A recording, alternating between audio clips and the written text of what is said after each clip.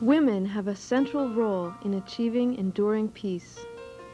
We nurture and protect. We take risks, and we work for change. We are an organization that makes the connections between peace and freedom, between women's rights and human rights, between rights and responsibilities, between feminism and non-violence, between communication and cooperation. It's a human world we are looking for, not just a balance of power between men and women, but the flowering of our human potential.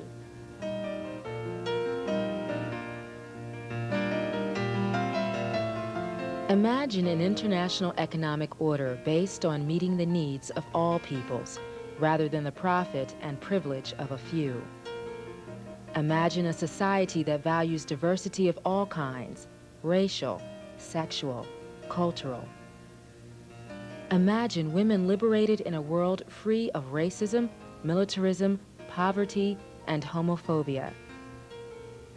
This is the vision of WILPF, the Women's International League for Peace and Freedom. A grassroots membership organization with branches in 31 countries, activists with clear goals and strategies. An organization founded to create a social transformation. Madam Chairman, we affirm that peace is more than the absence of war or maintenance of order through force. Peace and freedom are inseparable, and the role of women is to provide leadership for creating a new society based on justice. In 1915, while World War I raged with a brutality never before seen, 1,400 suffragists from 12 countries came together at The Hague in Holland for an International Congress of Women.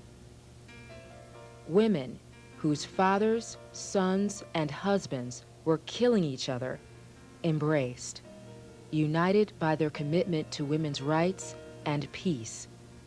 Amidst public scorn, they developed specific proposals for ending that war and for preventing future wars.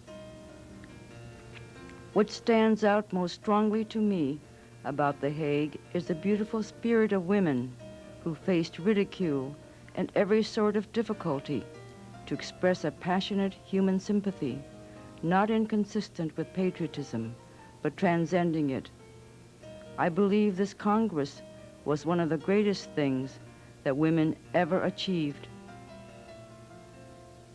The spirit of The Hague has grown for over 3/4 of a century, creating a worldwide sisterhood of shared vision and shared action.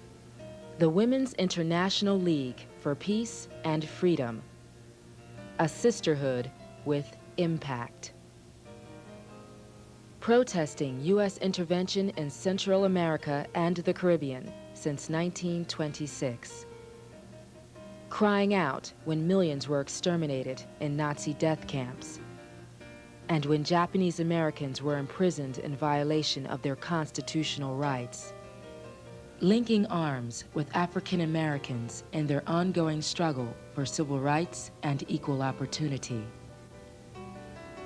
Signing peace treaties with the women of North and South Vietnam amidst the bloodshed. Playing a unique role as mediator and consultant at the United Nations, the first women's organization in the world granted this official status. Confronting the arms race at every turn, from the horror of Hiroshima and Nagasaki to the fear-based diplomacy of NATO. But beyond successful lobbying, beyond demonstrations and peace camps, WILPF has focused on the broader impact of militarism. In 1985, WILPF published its first women's budget, mandating a 50% cut in military spending.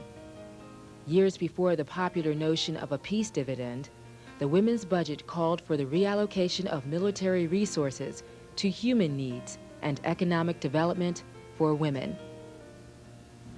For women, it's crucial to make a conscious realization that we are not at war with anyone.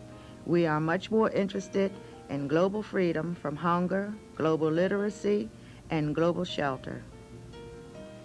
Our work must include the struggle to eliminate discrimination and violence against women.